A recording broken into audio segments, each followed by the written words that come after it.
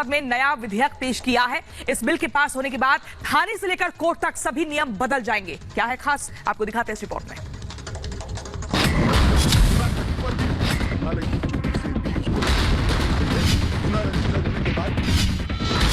Accident हुआ, गाड़ी जब्त हो गई, मां बहनों के साथ दुष्कर्म हुआ और इंसाफ के लिए भटकते रहे। पुलिस ने केस दर्ज कर लिया, पर न जांच का पता है न सजा का।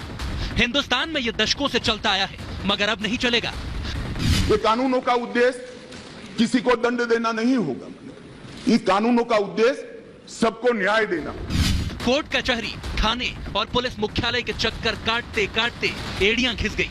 यहाँ तक कि न्याय की लड़ाई लड़ते लड़ते कईयों की जिंदगी ही खत्म हो गई। यह कभी हुआ करता था, मगर अब नहीं होगा। ये कानूनों का उद्देश्य किसी को दंड देना नहीं होगा। इन कानूनों का उद्देश्य सबको न्याय देना। अगर आप ये रिपोर्ट देख रहे हैं तो बाकी के काम छोड़ दीजिए। 140 करोड़ लोगों के काम की इस खबर को अपने बच्चों, अपने परिवार के साथ पूरा ध्यान लगाकर देखिए।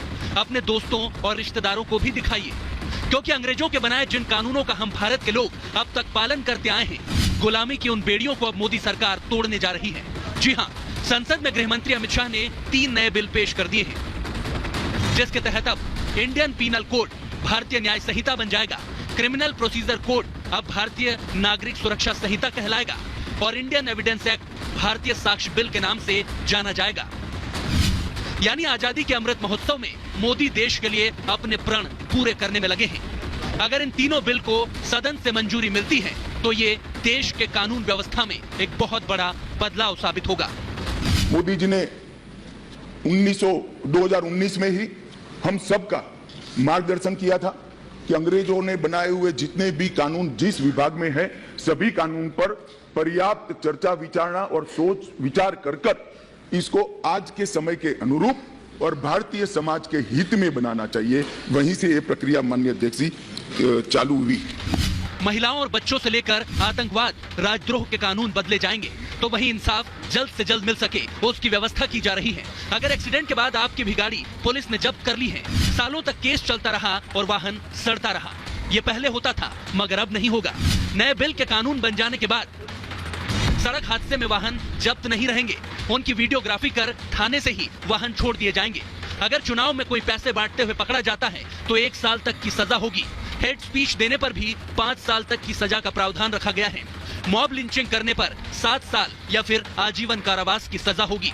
सरकारी कर्मचारी पर अगर केस चलाना है तो 120 दिनों में विभाग को मंजूरी देनी होगी।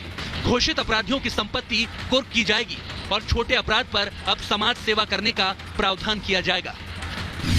यानी कानूनों का एक तरह से कायाकल्प किया जा रहा है। 7 साल से ज्यादा सजा वाले अपराध पर फोरेंसिक टीम को अपराध की जगह पर जाना जरूरी होगा और उसकी लाइव वीडियोग्राफी होगी। अंग्रेजों के बनाए पहले इन तीनों कानूनों में कुल 511 धाराएं थी, जो नए बिल में घटकर 356 हो जाएंगी।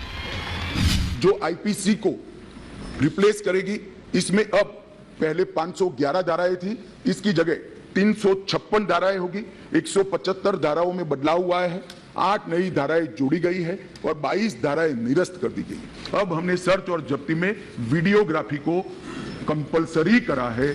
शाह ने सदन में जो बिल पेश किए उनमें महिलाओं और बच्चों के खिलाफ अपराधों पर खास फोकस किया गया है, जिसके तहत नाबालिगों से रेप के दोषी को मौत की सजा दी जा सकेगी।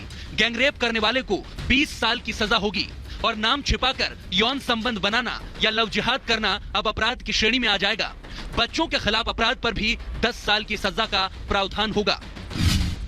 यानी वो दरिंदे अब बच नहीं पाएंगे जो बेटियों से हैवानियत करते हैं। लव जिहाद करने वालों की भी अब खैर नहीं है। महिलाओं के प्रति अपराध और सामाजिक समस्याओं के निपटान के लिए भी हमने ढेर सारे किए हैं। शादी, रोजगार, पदोन्नति के झूठे वादे और गलत पहचान प्रकट कर जो यौन संबंध बनाते थे, उसको अपराध की श्रेणी में पहली बार नरेंद्र मोदी सरकार लाया। गैंग रेप के सभी मामलों में 20 साल की सजा या आजीवन कारावास का प्रावधान किया है, जो आज नहीं है। 18 वर्ष से कम आयु की बच्चियों के मामले में मृत्यु दंड का भी प्रावधान। अब तक देश के कई लोग जो न्याय की आस में भटकते रहते हैं या फिर देरी से इंसाफ मिलने तक उनका जीवन बदल चुका होता है। अब उस ढर्रे पर देश नहीं चलेगा। मोदी के चाणक्य ने ऐलान कर दिया है कि 2027 तक देश के हर अदालतों को कंप्यूटरीकृत कर दिया जाएगा, यानी वहां पर कंप्यूटर से काम होगा। देश में कहीं से भी आप EFIR और 0 FIR दर्ज करा सकेंगे। 90 दिनों में पुलिस को चार्जशीट दाखिल करनी होगी।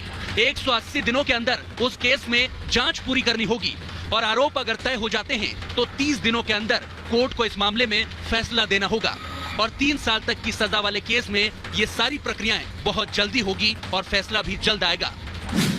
मतलब अब अदालतों में संसाधनों की कमी नहीं होगी।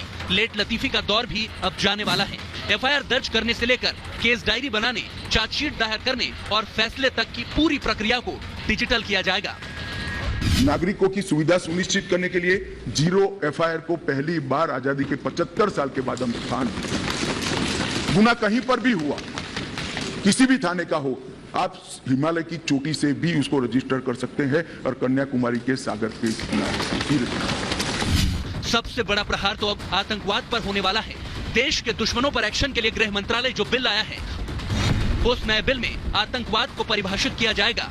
अलगाववादी गतिविधियों, सशस्त्र विद्रोह, देश की संप्रभुता, एकता या अखंडता को खतरे में डालने वाले अपराधों को लिस्ट किया जाएगा।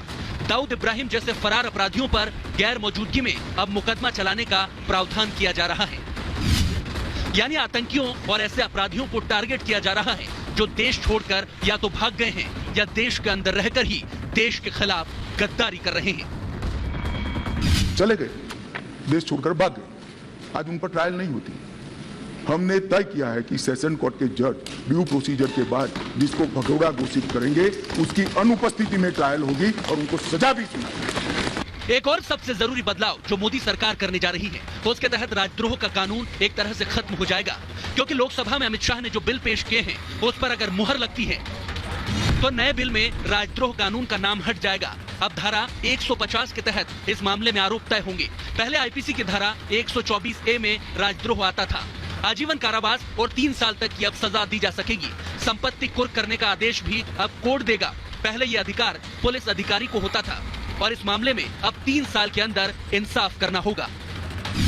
देश की कानून व्यवस्था में बहुत बड़े बदलाव लाने वाले इन तीनों बिल को मानसून सत्र के आखिरी दिन सदन में पेश किया गया, जिसके बाद उन्हें स्टैंडिंग कमेटी को भेज दिया गया है, जिन पर समिति, कानूनी विभाग गहन मंथन और चर्चा के बाद अगले सत्र तक रिपोर्ट दे सकता है।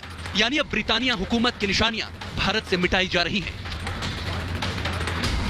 जो अंग्रेज हम भारतीयों को दंड देने के लिए कानून लाए थे, अब उन्हीं कानूनों को बदलकर उन्हें इंसाफ का जरिया बनाया जा रहा है। Bureau report, Republic Bharat.